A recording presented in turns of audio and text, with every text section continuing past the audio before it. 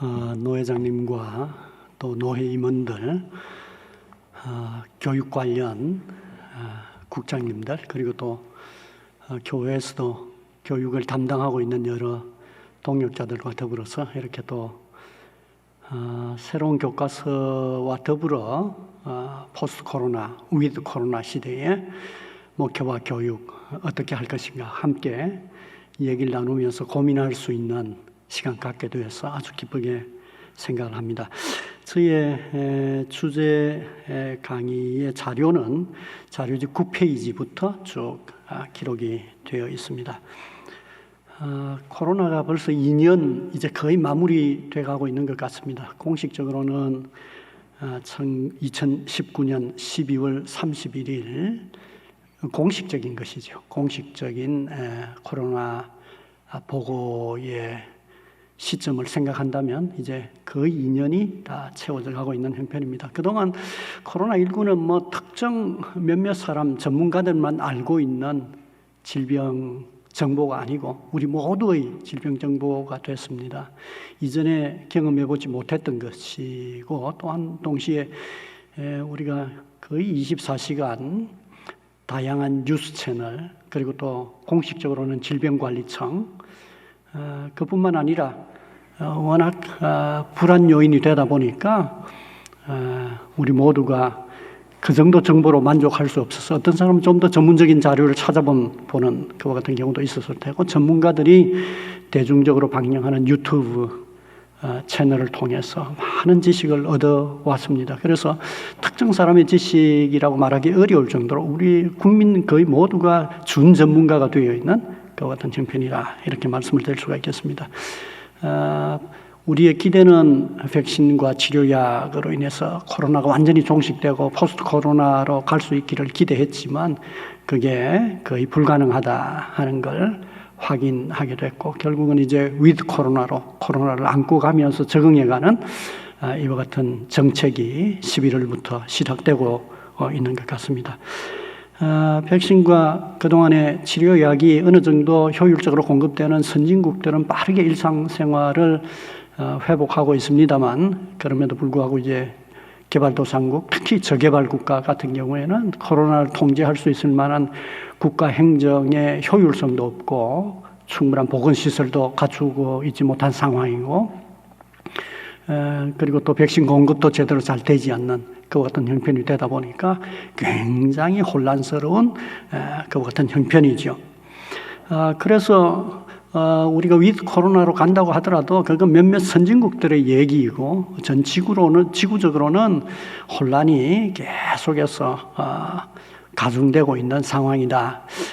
어떻게 보면 사람들의 이동과 물류의 이동이라고 하는 게 전 지구적으로 이루어지고 있는 이와 같은 상황 속에서 모두가 전 지구적으로 한꺼번에 백신과 치료약으로 비용과 상관없이 이렇게 접근한다고 하면 좀 더 빠른 해결이 가능할는지도 모르겠지만 실제적으로 약을 개발하는 것부터 시작해서 경제적인 비용 그리고 또 경제적인 활동으로 이해하는 제약회사들의 여러 가지 정책 이런 것들을 비추어 볼 때 정말 빠른 시간 내에 극복하는 일은 어렵지 않겠나 하는 그와 같은 생각을 해가고 있습니다. 그나마 우리나라 같은 경우에는 정부적인 통제, 국민들의 의식 수준도 대단히 높고 보건시설도 잘 갖추어져 있어서 우리가 여전히 불만족스럽게 생각하지만 다른 나라들에 비하면 굉장히 잘 해결해 가고 있는 것 같은 형편이 아닌가 하는 생각을 가지게 됩니다.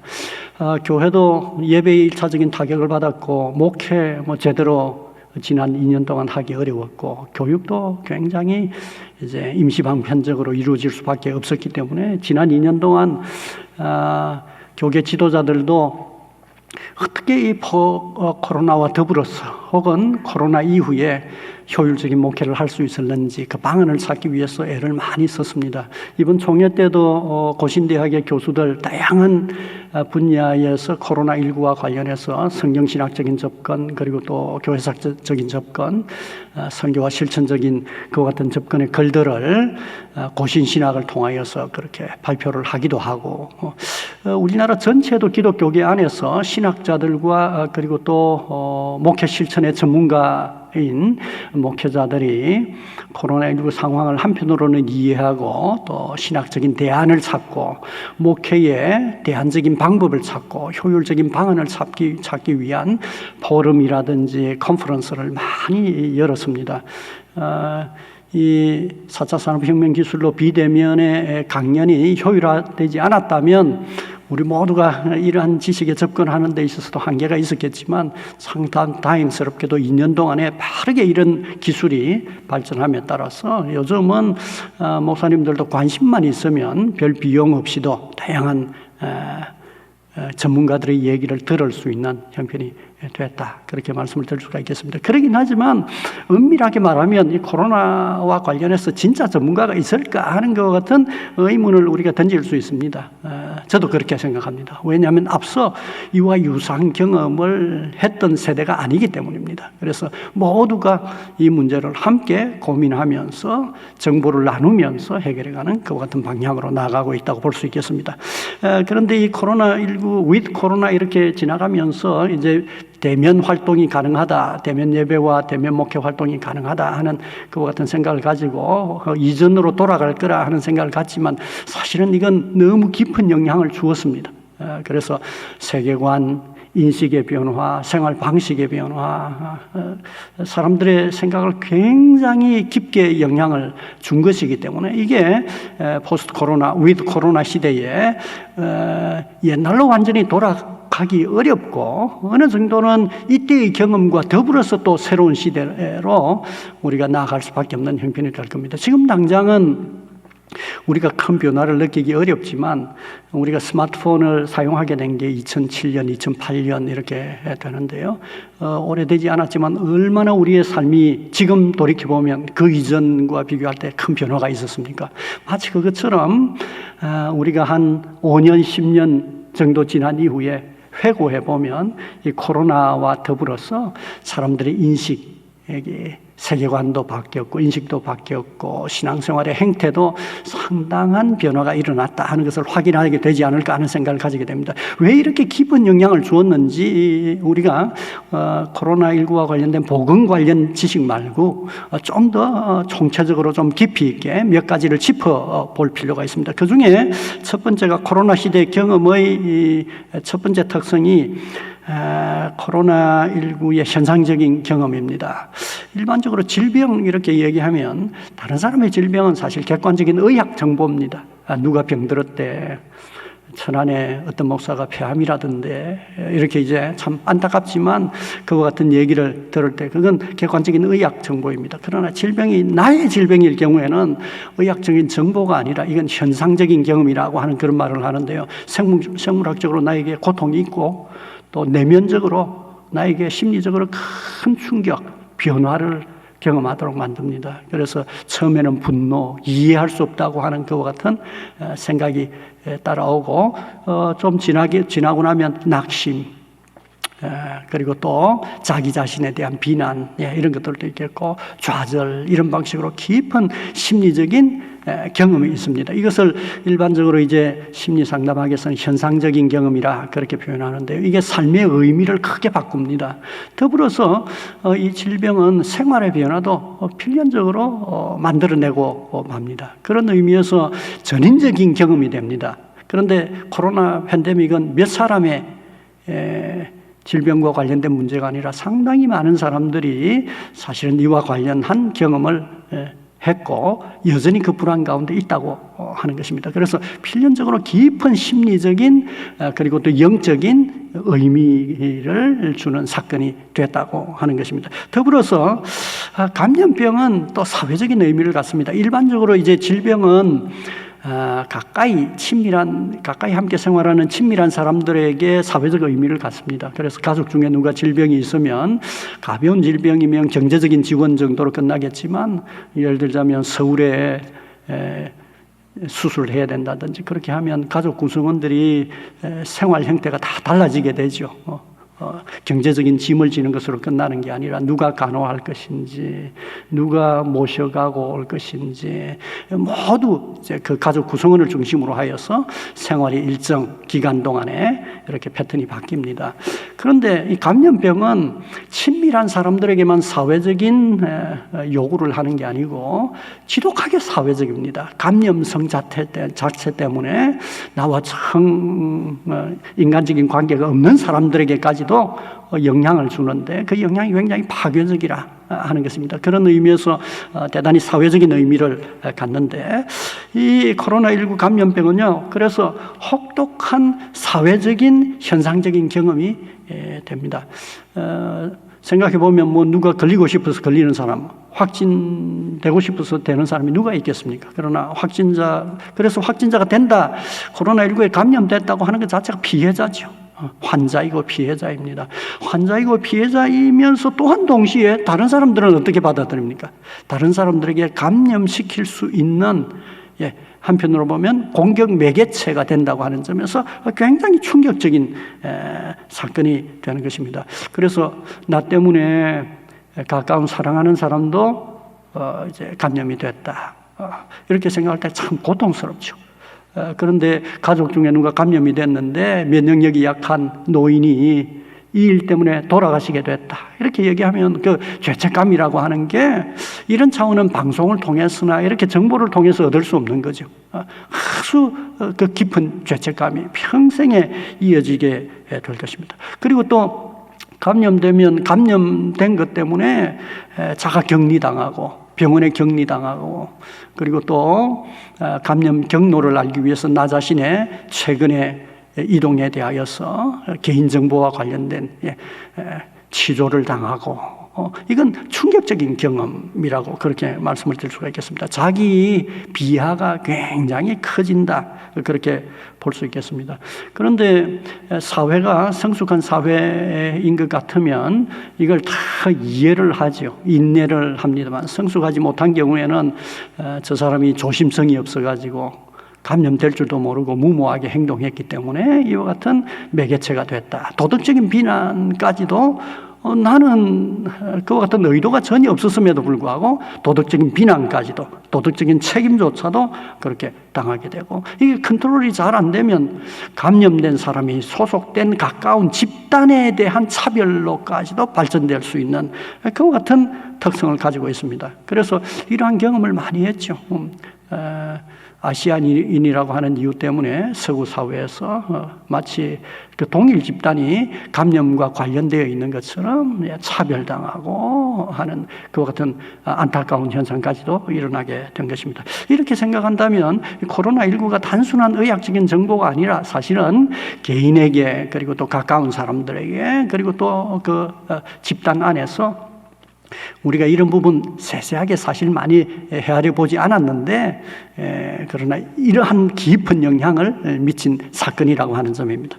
그런데 사실은 이 코로나19는 이 정도로 끝나지 않습니다. 두 번째 제가 제목을 정한 것처럼 현대 사회의 근본적인 변화와 연결이 되어 있습니다. 우리 사회에 있는 모든 사람들에게 일시적인 멈춤을 강요당했고, 그리고 또한 사회적인 거리를 지속적으로 두기를 실행하도록 그렇게 이제 요구를 받은 사건입니다.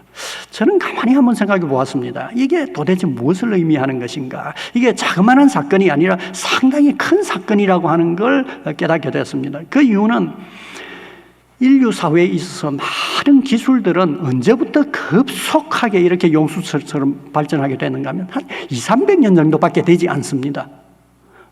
근대 산업혁명 이후에 과학기술이 현저하게 발전하게 됐는데, 그런데 근대의 기술 중에 아주 집중된 기술의 발전을 이루어서 우리의 삶의 방식을 크게 바꾸게 된 게, 그 중에 첫 번째가 뭐냐 하면 바로 운송기술입니다. 운송의 기술입니다. 그래서 배라든지 비행기라든지 자동차라든지 이렇게 대량 수송, 나중에는 거의 다 자기 개인적인 승용차까지도 다 소유하고 가고 싶은 곳으로 이렇게 다니면서 살아가고 있는데, 우리가 한 100여 년 전에 우리나라에 살았던 사람에 비교한다면 얼마나 많은 곳을 다니면서 활동 영역이 넓어졌습니까? 이 운송수단 발전 때문이죠. 그런데 왜 운송수단이 이렇게 발전했겠습니까? 멀리 가고 싶은 호기심 때문이었습니까? 사실은 그보다 더 중요한 게 있는데, 그것은 바로 자본주의적인 발전의 효율성을 도모하기 위해서는 이 운송수단의 발전이 필요했기 때문입니다. 자본주의 사회, 고전적인 자본주의 사회뿐만 아니라 2차 세계대전 이후에 신자유주의적인 이와 같은 자본주의 사회에서 가만히 보면 이 효율성을 극대화하고 이윤을 크게 창출하기 위해서는 자원, 원료를 값싸게 대량으로 도입할 수 있는 곳이 있어야 하고, 두 번째는 이제 값싼 노동이 집중적으로 투입돼서 저비용으로 생산하는 게 있어야 되고, 대량 생산한 이후에 이 상품을 소비할 수 있는 선진국 수준의 돈이 있는 나라에 대량으로 이제 보낼 수 있는, 이 모든 게 사실은 원료를 가져오고 값싼 노동력을 투입하고 생산한 상품을 전 세계에 빠르게 이제 물류를 통하여서 이렇게 이제 소비할 수 있는 이와 같은 체제를 통해서 이윤이 극대화되는 것인데, 이 모든 것을 가능하게 해주는 게 사실 운송수단입니다. 그러니까 인류의 중요한 기술이 끊임없이 사회적인 거리 좁힘을 위하여서 지난 한 200년 동안 애를 많이 써온 것입니다. 그래서 사회적인 거리가 얼마나 좁아졌던지 오늘날 대부분 지구상의 큰 도시에는 거의 다문화적인 사회가 되어 있는 형편인데, 모두 호기심에서 다른 나라 살고 싶어서 온 것이라기보다는 다 사실 노동의 이동입니다. 노동의 이동과 상품의 이제 판매의 이유 때문에 그렇게 많은 사람들이 전 세계적으로 옮겨서 일을 하고 있는 것을 보게 됩니다. 그런데 코로나19가 역설적으로 이렇게 기술을 통하여서 운송수단을 통해서 사회적인 거리를 좁혀두었던 그 기술 때문에 순식간에 온 세계에 확산되는 그와 같은 결과를 초래하게 된 것입니다. 사람들이 전 지구적으로 이렇게 원활하게 이동하는 것이 코로나를 한 지역에 묶어둘 수 없을 정도로 빠른 그와 같은 결과를 만들어내게 됐으니까 이 사회적인 거리 좁힘 자체가 거리두기를 하도록 그렇게 큰 장애물로 작동하는 형편이 된 것입니다. 그래서 근대의 발전적인 그와 같은 흐름 속에 있는 큰 사건이라는 겁니다. 큰 사건으로서 여기에 쇠기가 한번 박혔고, 그 다음 과학자들에 따르면 코로나19뿐만 아니라 가까운 미래에 이와 유사한 다른 질병들이 지속적으로 생길 수 있다. 어떻게 보면 이와 같은 위험성을 이렇게 효율적인 사회적인 거리 좁힘이 안고 가야 하는지도 모른다 하는 것입니다. 그러니까 인류의 문명 발전에 있어서 큰 장애물 경험이었다는 것입니다. 두 번째는 또 하나의 그 기술의 발전에 있어서 두드러진 게 있다면, 그것은 특히 20세기 또 중반 이후로부터 더 활성화됐다고 볼 수 있는데요. 커뮤니케이션 기술의 발전입니다. 소위 3차 산업혁명, 4차 산업혁명이라고 일컬어지는 컴퓨터와 스마트폰을 통한 의사소통, 커뮤니케이션 기술의 극도의 그와 같은 고도화된 발전이 우리 시대에 이루어졌습니다. 이것도 사실 따지고 보면 사회적인 거리 좁힘이죠. 시공을 초월해서 이제 소통하는, 정보를 교환하고 상품을 교환하는 것이라기보다는 여기에서 이제 지식과 정보를 교환하고 상시적으로 그야말로 서로 만나서 대화할 수 있도록 만들어주는 이와 같은 기술이 20세기 말 전후하여서 21세기 이렇게 넘어오는 이 과정 안에서 극도의 이제 발전을 이루었습니다. 그런데 이게 미칠 수 있는 그 충격 자체가 굉장히 크기 때문에 사실은 많이 그 기술을 보편적으로 적용하는 일에 있어서는 유보적이었습니다. 대량 실업도 가능하고 뭐 여러 가지 감당하기 어려운 것 같은 일들이 많이 있었기 때문입니다. 그런데 이게 코로나19 때문에 막을 수 있는 명분이 없고 그대로 더 빠르게 2년 동안 4차 산업혁명 기술이 우리에게 성큼 다가와 버리고 말았습니다. 일반적으로 이제 문명사를 연구하는 사람들은 세계관과 의식과 생활 방식의 변화를 만들어가는 게 보통 보면 이제 사람들이 정신사의 변화가 어떤 천재적인 사상가에 의하여서 생각이 바뀌어간다 이렇게 생각하지만 사실 제가 오랫동안 연구해 보면서 느끼는 것은 그게 아닙니다. 그 사회 안에 실제적인 변화가 있고 사람들의 의식 변화가 일어났습니다. 이걸 아주 명민한 사람들은 그 변화를 일찍 알아차리고 그 변화의 본성이 무엇인지 의미가 무엇인지를 설명해내는 것입니다. 예. 그렇게 함으로써 또 그 사회가 그 변화를 자연스럽게 이렇게 받아들여 가는 것을 보게 되는데 그래서 세계관의 변화를 위해서는 사건이 먼저 있습니다. 예. 서구에서도 2차 세계대전이라고 하는 사건이 먼저 있고 의식이 크게 바뀌었습니다. 그래서 이러한 의식의 변화를 만들어주는 것을 첫 번째는 전염병이라고 일반적으로 얘기하고 지구적인 전염병, 두 번째는 전쟁이라 그렇게 얘기하죠. 큰 영향을 미친다고 봅니다. 세 번째는 기술이라고 이렇게 봅니다.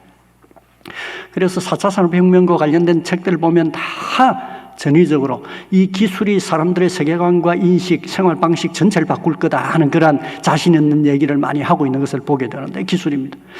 그런데 우리가 지난 2년 동안 이 세 개 중에 사실 두 가지를 한꺼번에 경험을 했습니다.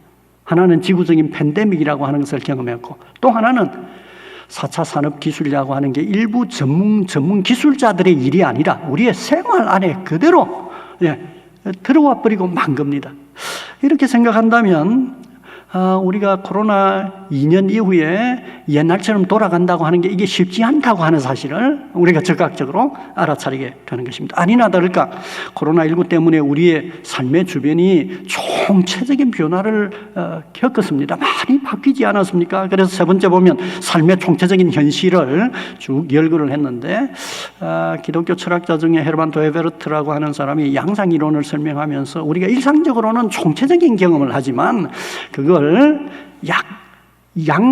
각 양상에 따라서, 각 차원에 따라서 뽑아보면 그 고유한 의미들을 또 설명할 수 있다고 하는 그와 같은 논리를 보여주고 있는데 아니나 다를까 이 코로나19를 우리가 총체적으로 경험했지만 우리의 삶의 영역을 나누어 보면 각 영역에 영향을 다 주었습니다. 다 변화를 만들어냈습니다. 그 중에 보건의료 영역, 이게 이처럼 우리의 삶에 있어서 중요한 영역이 된 일이 없죠. 국가의 정책, 과학자들의 노력, 이게 총체적으로 거기에 보건의료 영역을 바꾸어 놓았고요. 두 번째는 교육의 영역.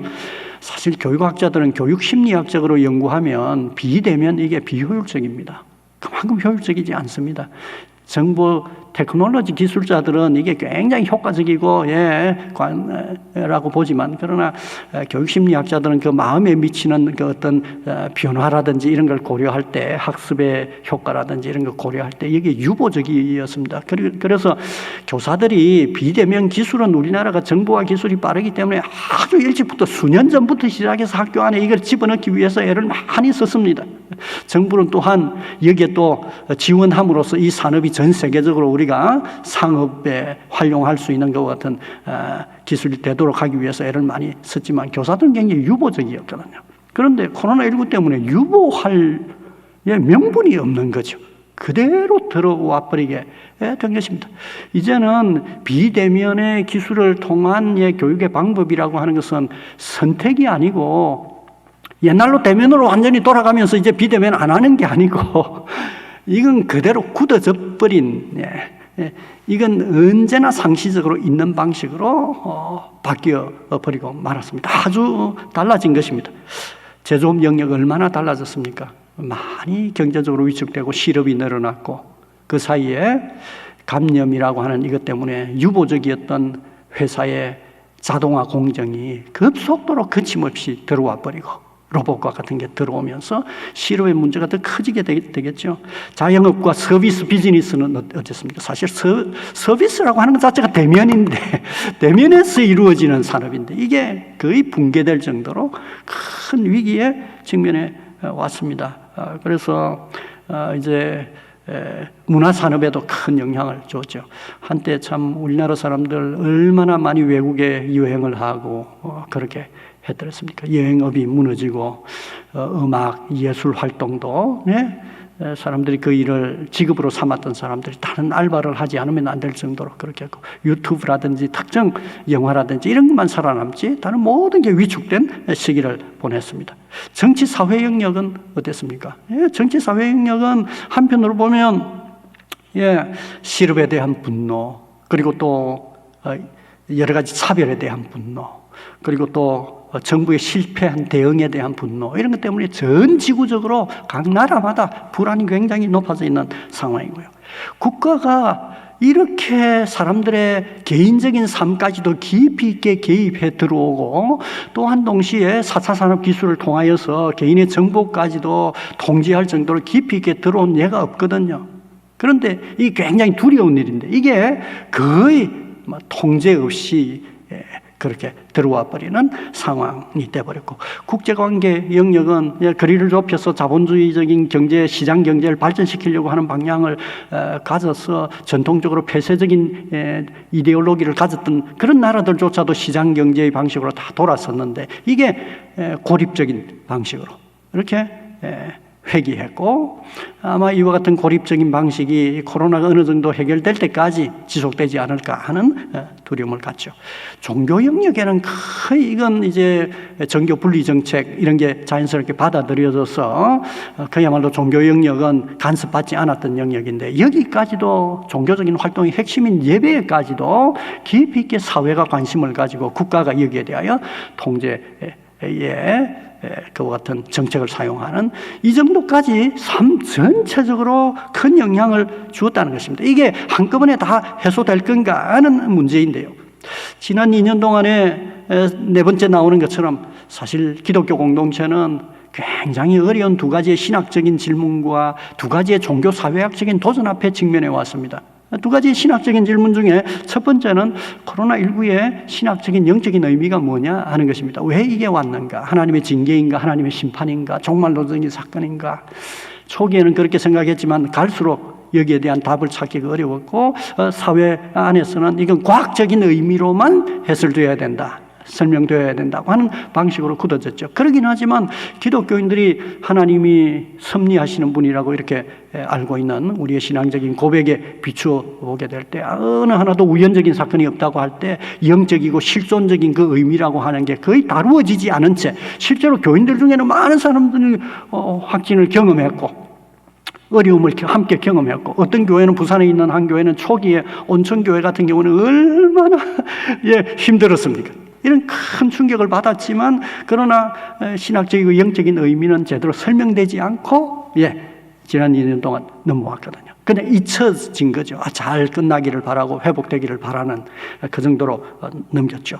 두 번째는 또한 교회 활동의 가장 중심이 이제 공예배하고 그 다음은 주일 성수가 특히 중요한 가르침이었는데 그래서 가난한 성도들이 방송으로만 예배를 듣는 것에 관하여서 우리가 그동안 많이 책망했죠. 많이 책망하고 또 주일을 보냈는데 그 주일을 교회에 오지 못하고 집에서만 방송으로 예배하고 한다고 하는 이게 주일 성수가 어떤 의미를 가지고 있는지 이 문제에 있어서 굉장히 고민하면서 신앙의 퇴보 목회 활동의 위축에 대하여서 우리가 고민해 왔죠. 이 두 가지가 신학적인 질문이라면 종교 사회학적인 질문은 첫 번째는 국가가 교회 활동에 너무 깊이 개입하는 선례를 남긴 것입니다.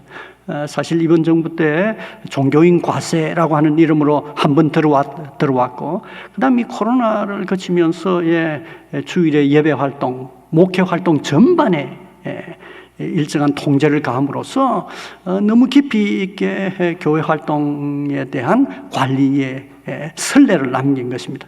이런 선례는 거의 찾아보기 어려운 것인데 이런 깊은 선례를 남긴 것. 두 번째는 정부도 그랬고 이제 비기독교적인 기독교에 대하여 비우호적인 미디어를 통하여서 이루어진 것인데 마치 교회가 이제 감염 위험성을 가진 집단 활동이 이루어지는 시설로 그렇게 부정적인 인식이 국민들 가운데 심어지게 작동됐다는 것입니다. 그래서 교회가 전반적으로 이제 많은 비난을 감수할 수밖에 없었는데 그래서 대면 예배를 강조하는 교회 지도자들 비상식적인 사람으로 몰고 그리고 또 대면 예배라고 하는 게 헌금 때문에 하는 게 아니냐는 그와 같은 의혹을 부추기기도 하고 실제로 나중에 예배 중에 감염이라고 하는 것은 그렇게 많지 않았다 하는 게 밝혀졌지만 그럼에도 불구하고 여기에 대한 국민적인 오해라고 하는 게 벗겨지기 어려울 정도로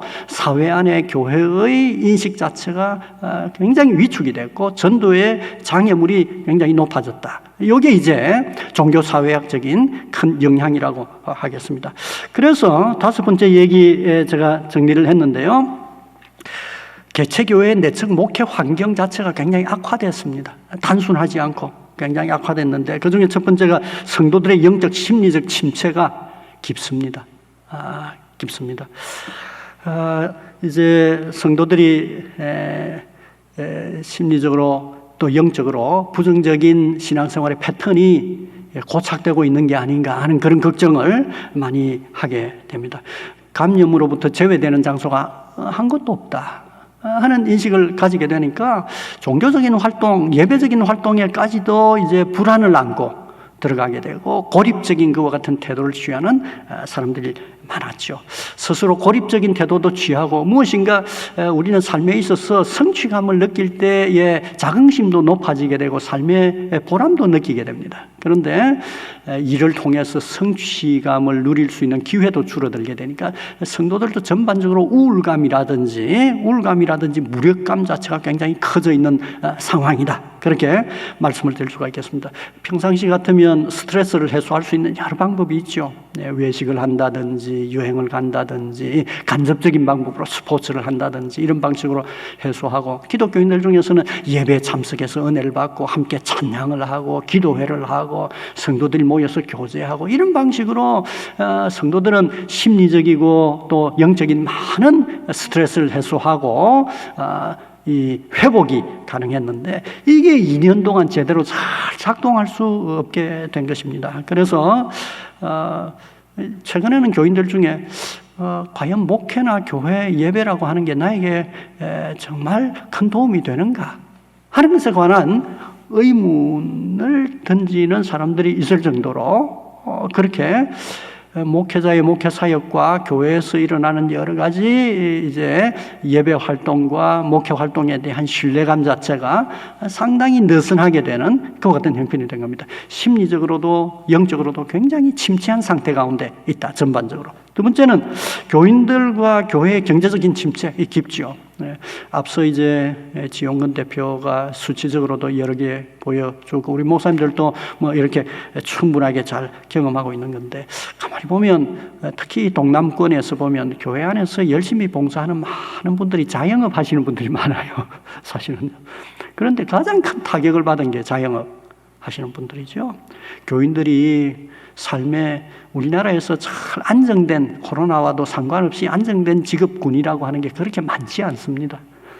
더 많은 직업군은 안정되지 못한 그와 같은 직업군인데 성도들의 삶이 여기에서 큰 타격을 받은 겁니다. 사실은. 그리고 또한 이제 코로나 문제 해결을 위해서 재정 투자가 많아지면서 이제 여러 가지 그 부동산 금융 비용도 높아지고 이렇게 하면서 삶이 팍팍한 그와 같은 형편이 됐다고 말씀을 드릴 수가 있습니다. 그래서 아마 성도들도 기본적인 헌금 외에 새로운 사업을 위한 헌금에 대해서는 굉장히 불안해하고 적극적인 태도를 취하는 일이 이제 유보적인 것 같은 형편으로 넘어갈 가능성이 굉장히 많다. 그래서 코로나 이후에도 이 문제가 회복되기 쉽지 않을 거다 하는 생각을 가지게 됩니다. 더불어서 또 정부와 여론에 의한 종교활동 견제와 사역 자유 제한이 앞으로 지속되지 않을까 하는 그런 생각을 갖습니다. 우리나라 국민들은 정부에 대하여 너무 많은 걸 요구합니다. 정부에 너무 많은 것을 요구하면 어떤 결과가 생기는가 하면 정부가 그 문제를 해결한다고 하는 명분으로 법을 너무 많이 만들어내게 됩니다. 법을 너무 많이 만들어낼수록 역설적이지만 삶의 활동에 있어서 제한이 더 많아집니다. 자유가 더 적어집니다. 이런 사회가 될수록 교회 활동도 어떤 부분은 허락을 받아야 할 수 있을 정도로 이렇게 위축이 돼 갈 가능성이 굉장히 많습니다. 이게 이제 앞으로 걱정되는 것이고요. 그 다음 개체교회 운영 위기 상당히 악화가 된 상황이죠. 큰 교회들이 예배당 시설을 잘 구비해 두었는데 코로나 지난 2년 동안에 한꺼번에 많은 사람들이 예배당에 모인다고 하는 것 자체가 감염 위험성을 높이는 것으로 이해가 됐기 때문에 그 큰 시설을 제대로 잘 활용하지 못하는 그와 같은 결과가 되고, 작은 교회는 작은 교회대로 경제적으로 큰 어려움을 겪게 됐죠. 그래서 교회에 새들어 있는 개척교회 같은 경우에는 세를 내기도 벅찰 정도로 목회사역자들이 그것만으로 생활비를 이렇게 교회로부터 받기 어려울 정도로 그렇게 어려운 시기를 쭉 지나오게 됐고, 성도들 같은 경우에도 이제 앞으로 길어지는 노인기 이런 거 생각할 때 재정적으로 굉장히 소극적인 태도를 갖는 방식으로 깊은 영향을 줬다.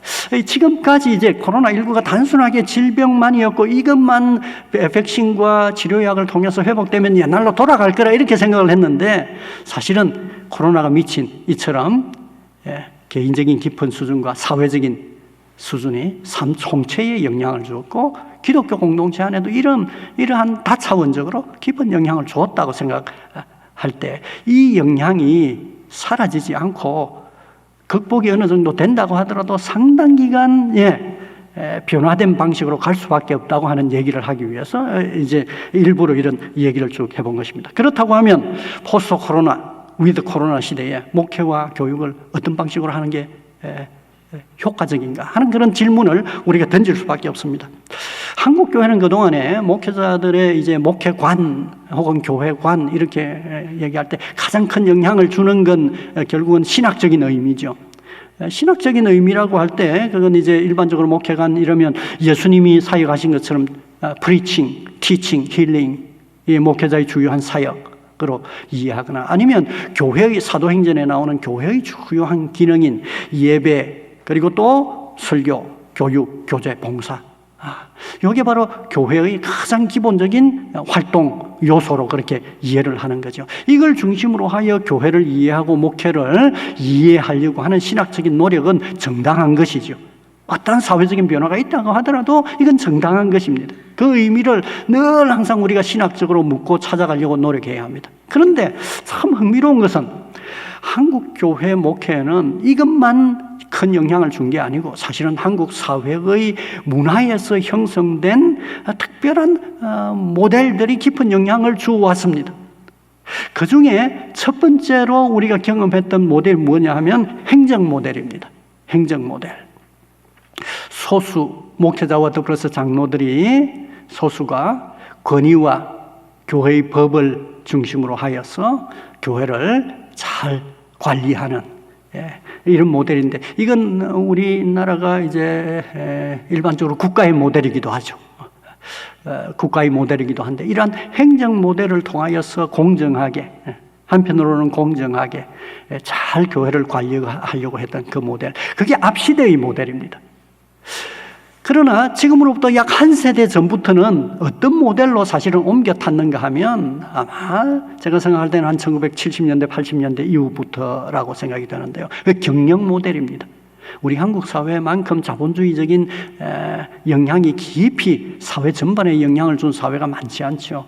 그러다 보니까 기업의 경영 모델이라고 하는 게 사회 전반에 깊은 영향을 주었습니다. 그러다 보니까 목회도 이게 반영이 됐죠. 그래서 교회가 가지고 있는 인적인 그것도 자원, 인적인 자원, 그리고 또 여러 가지 시설적인 자원과 재정적인 자원을 통하여서 교회 성공을 측정을 했죠. 교인 수가 많다. 그리고 또 교인이 증가됐다. 혹은 재원이 증가됐고 교회 시설이 확장됐다고 하는 게 이상적인 그와 같은 모델로 생각이 됐습니다. 그래서 교회에서도 새로운 담임 목사님을 청빙할 때 목사님 우리 교회를 한 몇 명 정도로 이렇게 성장시키실 꿈을 가지고 계십니까? 이렇게 묻기도 하고 그렇게 되지 않으면 교인 수가 줄었다 이러면 은근히 압박을 주기도 하고 이러한 이제 경영 모델, 영적이다, 목사답다 하는 것 못지않게 더 중요한 게 이제 교회를 성장시킬 수 있는가 하는데 깊은 관심을 두어 왔던 게 사실입니다. 그런데 코로나19 이후에 이 두 모델 자체가 제대로 작동될 것인가 하는 것에 대한 의문을 가질 수밖에 없게 되었습니다.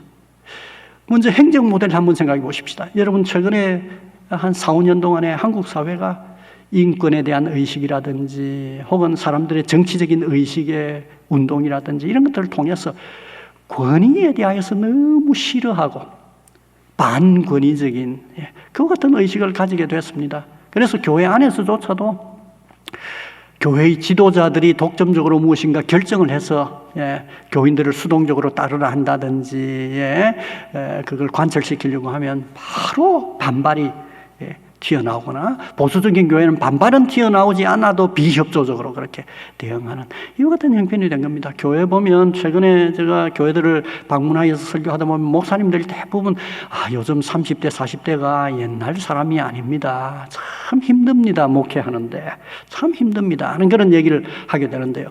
즉 이 행정 모델이라고 하는 게 이제는 제대로 효과적으로 먹혀 들어가지 않는 모델이 되어 있는 것입니다. 그럼 경영 모델은 어떻습니까? 코로나19로 우리가 앞서서 여러 통계치를 보았지만 이전 인원으로도 충분하게 돌아가지 않을 가능성이 있죠. 사실 그동안에 코로나 때문에 원래 있던 교인들만 그래도 퍼센트를 정해서 올 수 있도록 했지 새로운 교인들이 거의 들어오지 않는 그와 같은 게 지난 한 2년 동안 이렇게 쭉 이어지게 됐다.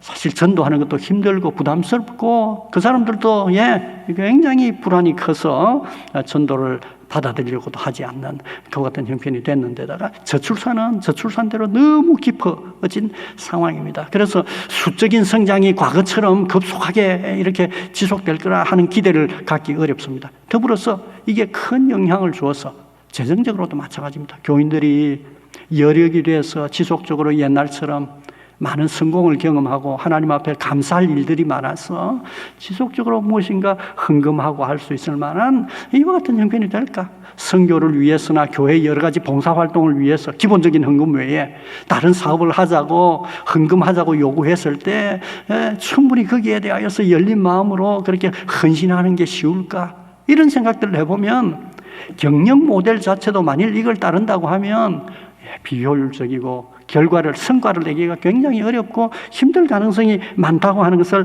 확인하게 되는 것입니다. 이렇게 한다고 하면 그러면 도대체 어떤 모델을 따라야 되는가 하는 고민을 하게 됩니다. 그래서 저는 성경 신학적으로 하면 우리 개신교회는 종교개혁적인 교회이니까요. 종교개혁자들의 모델이라고 하면 그 종교개혁자들의 모델은 사실은 교육 모델이죠.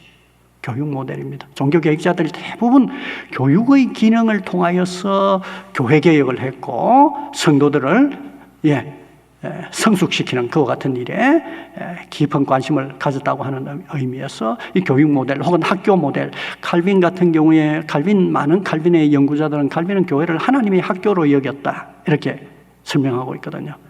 양육하는 어머니 혹은 하나님의 학교라고 하는 표현을 사용하고 있는 것을 보게 되는데 이 교육 모델이라고 하는 게 우리 개신교 특히 장로교회의 가장 신학적인 모델이기도 하지만 두 번째로 4차 산업사회의 특성 자체가 지식정보사회, 전문화사회, 미디어 교육사회입니다. 이렇게 생각한다면 포스트 코로나 이후에 모델은 교육 모델로 갈 가능성이 굉장히 많습니다. 물론 이 교육 모델이 정말 효과적이어서 성과를 좋은 긍정적인 성과를 바로 내지 못할 가능성은 있습니다. 그럼에도 불구하고 성도들 전반적으로 교육적인 기능을 통하여서 성숙하게 하고 변화하게 만드는 이와 같은 방식의 목회라고 하는 게 시대적인 요구이기도 하고 성경적인 신학적인 요구이기도 하다 하는 확신을 가지게 되는 것입니다. 그래서 이걸 잘 설명할 수 있는 모델이 바로 교육 목회 모델이다. 교육 목회 모델이다. 교육을 나의 목회 활동 중에 하나의 부분으로 여기는 게 아니라 모든 목회 활동을 교육 기능을 통하여서 효율적인 방식으로 만들어가는 그와 같은 모델이 되겠습니다. 설교도 교육적인 기능을 생각하는 설교, 교육적인 전달을 생각하는 설교, 교육 마찬가지고, 치유도 이 치유를 통해서 성숙, 내면적인 성숙을 이제 생각하는 그러한 상담적인 의미를 가지고 있는 것. 예배도 교육적인 기능을 통하여서 정말 하나님의 교육의 기회가 되도록 하고, 그리고 또 교제라고 하는 것도 성도들의 성숙에 기여하는 것 같은 걸 생각하고, 봉사라고 하는 것도 역시 성숙하여서 다른 사람에게 봉사함으로써 더 성숙한 제자도를 실천한다고 하는, 어떻게 보면 이 교육의 기능을 통하여서 어떻게 목회 기능 전체를 좀 더 질적으로 이렇게 효율화시킬 수 있을 것인가 하는 이런 생각을 교육 목회라 그렇게 얘기를 합니다. 우리가 잘 알고 있는 바와 마찬가지로 20세기 중반 이후에 선교 신학하는 분들이 신학의 중심을 선교로부터 읽어야 한다 하는 그와 같은 운동이었는데, 그게 미시오데이라고 하는 그와 같은 신학을 표출했습니다. 그런데 여기에 연장해서 최근에는 선교학 연구하는 많은 분들이 미셔널 처치라고 하는 말을 많이 하거든요. 선교적 교회라고 하는 말을 많이 하거든요. 신학뿐만 아니라 교회도 선교적 교회가 돼야 된다 하는 의미에서 미셔널 처치라고 하는 말을 사용합니다. 역시 유사한 의미인데, 하나님의 교육, 미시오데이와 더불어서 페다고기아 데이, 교회가 신학이 페다고기아 데이, 하나님이 직접 교육하는 그와 같은 것이 되도록 우리가 신학과 목회를 이해해야 된다. 그러면 이와 같은 활동이 이루어지는 교회를 Educational Church, 교육교회라 그렇게 표현을 할 수 있다면, 이와 같은 목회 활동을 Educational Ministry, 교육 목회라 이렇게 표현을 할 수 있을 것 같습니다. 그러면 이와 같은 관점에서 이제 이 포스트 코로나, 위드 코로나와 더불어서 교육 목회라고 할 때 어디에 좀 더 깊은 관심을 가질 필요가 있는가? 이제 작은 교회들 같은 경우에는 그 교회가 정말 4차 산업사회의 이 정보 미디어 교육 미디어를 통한 교육의 활동이라든지 교육을 다채롭게 이렇게 제공하는 일에 있어서 한계가 많죠. 그렇기 때문에 사실은 규모가 적은 교회일수록 총회교육원의 교육적인 자산을 최대한 이렇게 연결해서 효율화하는 게 필요합니다. 마치 스타벅스 커피 이라면 어디에 있어도 스타벅스 커피 이렇게 쭉 나오는 것처럼 총회교육원이 그냥 선택사항이라기보다는 이렇게 교단 전반적인 차원에서 이러한 교육적인 효율성을 도모하기 위해서 만들어낸 프로그램들에 더 가까이 잘 활용하는 방식으로 나가야 할 때고, 좀 더 큰 교회는 좀 더 생산적인 방식으로 여러 가지 교육의 변화를 만들어낼 수 있다고 그렇게 봅니다. 이렇게 볼 때 저는 근본적으로 교회와 목회는 다 대면입니다. 부름을 받은 사람들의 모임이고, 생각해 보면 예배, 설교, 교육, 교제, 봉사가 다 대면입니다. 신학적인 의미는 다 대면입니다. 다 대면입니다.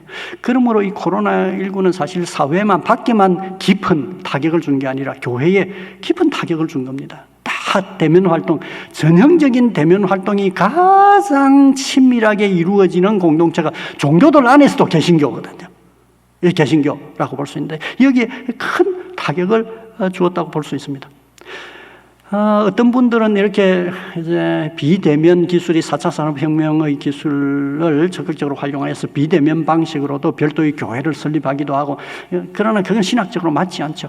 효율적이지도 않습니다. 교육심리학을 공부하면 비대면만으로 이루어지는 것은 효율적이지 않습니다. 사람을 변화시키기에는 깊은 한계가 있습니다. 한계가 있고 사람들의 본성 자체에 있어서도 한계가 많이 있습니다. 그러나 비대면의 기술이 대면의 퀄리티를 더욱더 높이는 방식으로 보완적인 도움을 줄 수 있습니다. 그래서 오늘날 이 교육공학이나 이런 데서도 이런 부분에 깊은 영향을 줍니다. 관심을 가지고 있습니다. 그래서 교회의 근본적인 활동은 대면으로 회복하지만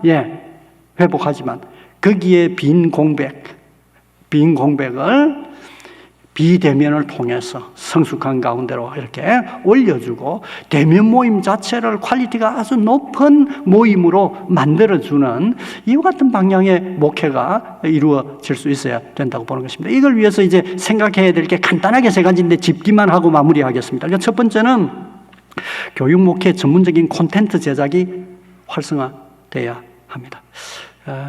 그동안에 목회했던 많은 것들이 사실은 미디어 환경에 노출시킬 때는 걱정되는 게 참 많거든요. 불안전한 게 많고 비전문적인 게 많고 우리끼리 이렇게 쭉 얘기했는데 미디어를 통해서 나가게 되면 부정적인 피드백을 받을 수밖에 없는 것들도 많고 그동안에는 교육 콘텐츠 말고 다른 목회자의 사역도 많이 있었지만 그게 이제 행정 모델, 경영 모델 때문이었습니다. 그러나 이렇게 포스트 코로나 이후에는 교육 콘텐츠라고 하는 게 굉장히 중요한 자리를 이제 차지하게 될 것으로 예상을 합니다. 이 교육 콘텐츠를 목회자는 끊임없이 생산하고 있거든요. 그래서 설교했던 것도 교회 홈페이지에 많이 올리고 그동안 설교했던 것들도 많고 그렇습니다. 이런 게 교육적으로 효율적으로 사용할 수 있는 방식으로 콘텐츠 제작으로 나아가는 이런 노력들이 필요합니다. 이런 걸 꼭 신학자만 할 수 있는 게 아닙니다. 신학자가 할 수 있는 것하고 목회자가 하는 건 성격이 다릅니다. 신학자가 하는 것은 더욱더 전문적이고 신학적인 개념, 사상적인 것에 머물러 있다면 목회자는 교육적인 것이거든요. 교인들을 가르치고 설교하고 교육적인 것이라고 볼 수 있는데 그 콘텐츠를 효율적인 방식으로 만들어서 잘 활용하도록 하는 게 정말 중요합니다. 그냥 저는 그래서 목사님들이 홈페이지에 그냥 1년치 설교를 다 올려놓고 나는 그 부정적입니다. 제가 권하는 것은 한 달쯤은 올려놔도 좋다. 그러나 한 달 이상 되는 것은 거기에 하지 말고 데이터 뱅크로 만들어서 이렇게 교육 콘텐츠로 만들어서 주제에 따라서 잘 분류하여 그와 같은 목회적 도움이 필요한 사람, 적절한 사람들에게 이걸 개인적인 혹은 소그룹적인 교육의 기회로 제공하는 방식으로 만들어 둔다고 하면 굉장히 효율적인 방식으로 사용할 수 있습니다. 굉장히 효율적인. 그래서 교육 콘텐츠 제작과 교육 콘텐츠 활용이라고 하는 열린 시각을 갖는 게 굉장히 중요합니다. 이걸 할 수 없으면 도태됩니다. 학교에서도 나이 많은 교사들이 빨리 명퇴를 합니다. 그 이유가 잘 못 가르쳐서가 아니라 실력이 있고 다 있는데 이걸 교육 콘텐츠화 할 수 있는 기술에 적극적인 태도를 갖지 못함으로써 적응이 어려워져 가게 되는 것입니다. 그러면 이제 퇴직할 수밖에 없는 그와 같은 문제가 발생합니다. 그래서 이런 의식 자체를 이미 성도들은 제가 코로나 2년 지나는 동안에요. 이게 너무 보편화돼 버리고 너무 가까이 들어와 버리게 된 것입니다. 그래서 두 번째로 넘어가는데 새로운 미디어 기술에 대한 개방적인 태도를 갖는 게 참 필요합니다. 저는 정말 다행이라고 생각합니다. 한국 교회만큼 한국 종교 가운데 개신교만큼 방송과 영상에 열려있는 이 기술을 10분 발휘하는 종교가 없습니다. 지금 현재 교회는 우리 여기 감정교도 그렇지만 방송국 다음으로 방송과 미디어 시설이 좋습니다. 그만큼 잘 갖추어져 있습니다. 여기에 시설적인 구비가 잘 되었으니까 코로나19 때문에 대면 모임 못 오도록 폐쇄해도 곧바로 비대면 예배를 할 수 있었습니다. 곧바로 할 수 있었습니다. 그런데 다른 종교는 안 그렇습니다. 우리가 참 걱정 많이 하지만 사실은 다른 종교는 더 큰 타격을 받았습니다. 더 큰 타격을 받았습니다. 개신교보다도요. 이처럼 앞으로도 4차 산업의 이와 같은 미디어와 관련된 교육 기술들은 교회가 효과적으로 활용하면 굉장히 좋은 기술들을 많이 가지고 있습니다. 이런 부분에 있어서 교회가 앞서서 여기에 대하여 좀 더 열린 태도를 갖는 게 필요하고, 목회자가 다 내가 이 시설을 다 사용할 수 있어서가 아니고 부교육자와 함께, 그리고 교회 안에 있는 전문가들과 함께 교육 콘텐츠를 개발을 하고 또 효율적인 방식으로 활용하는 일을 위해서 함께 이런 태도를 갖지 않으면, 교회가 마치 유럽에 가면요, 아주 그 전통적이라고 하는 게 좋은 게 아니라 젊은 사람들이 가고 싶지 않은, 뭔가 접촉점이 없는 그와 같은 공동체가 되고 말지만, 그러나 이와 같은 걸 아주 열려있는 태도를 갖는다고 하면 교회는 여전히 미래지향적인 그와 같은 교육의 공간이 될 수 있다고 봅니다. 마지막 한 가지는 개인적이고 인격적인 관계의 유대와 활발한 소통이 필수적입니다. 이게 과거에는 대면이니까 자주 모일 수 있는 기회가 많았으니까 이게 문제가 그만큼 심각하진 않았지만, 이제는 아마도 비대면을 요구하는 사람들도 많을 테고 대면에 대하여 소극적인 태도를 갖는 사람들이 늘어날 가능성이 굉장히 많습니다. 앞 시대에는 또 이런 것도 있었습니다. 4차 산업기술이 깊이 있게 들어가기 전에는 큰 교회 같은 경우에는 담임 목사님이 교인들 전체 모르죠. 사정도 모르고요. 그냥 전체 대 한 사람 대 전체적인 특성을 가지고 있었습니다.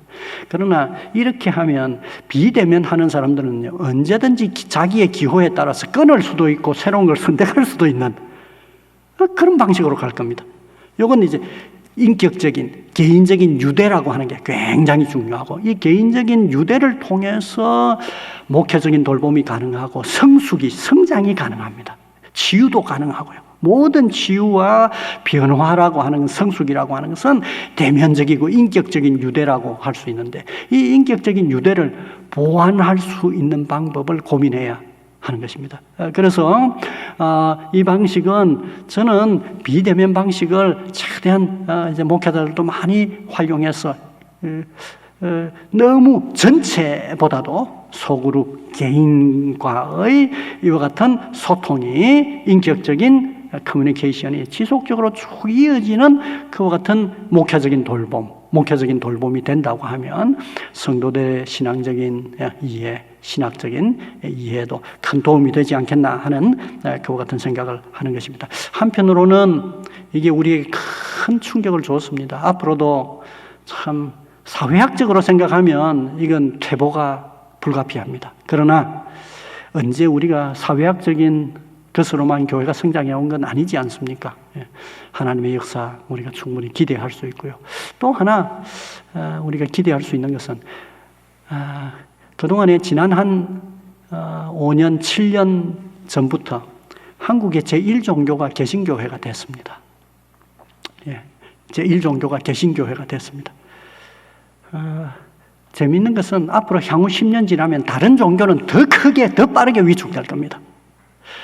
종교 인구는 전체적으로 줄 가능성이 있지만, 그러나 개신교는 고령층의 종교만 아니고 아이부터 시작해서 다른 종교들에 비할 때 전 세계적인 성도를 가지고 있는 종교입니다. 불교나 가톨릭 같은 경우에는 나이 많은 사람들이 많지, 사실은 젊은 층이 그렇게 많지 않습니다. 개신교회는 교육하는 교회였기 때문에 이런 성장하는 세대가 우리가 많이 걱정하지만 그럼에도 불구하고 다른 종교보다는 많이 있습니다. 우리 사회 안에 미칠 수 있는 영향력은 훨씬 더 클 겁니다. 결코 위축되지 않고 여전히 쭉 유지가 될 거다 하는 그런 생각을 가지고 있는데, 너무 패배적인 것과 같은 생각보다는 이러한 우리에게 필요한 게 있다면 이 코로나19를 통해서 교회가 좀 더 성숙하고 교인들도 좀 더 성숙한 자리로 갔으면 좋겠다. 어떻게 보면 영성은 과거에 뛰어났는데 기독교 신앙에 대한 지성이 좀 부족했고 도덕적인 신뢰도가 좀 더 떨어졌다고 하면, 이게 교육 목회를 통해서 자기 신앙에 대한 책에 잡힌 이해도 가지게 돼서 다른 사람들에게 그냥 우리 교회 와봐라 하는 말 정도가 아니라, 나는 이래서 기독교 신앙을 가지게 됐다, 기독교 신앙은 핵심이 바로 이거다 하고 전도도 할 줄 아는, 그 내용에 대하여서도 전도도 할 수 있는 지성적인 변화를 만들어내고 도덕적으로도 좀 더 신뢰감 있는 그와 같은 교회가 된다고 하면 우리 사회에 정말 새로운 기회를 우리가 만들어갈 수도 있지 않을까, 그렇게 생각합니다. 감사합니다.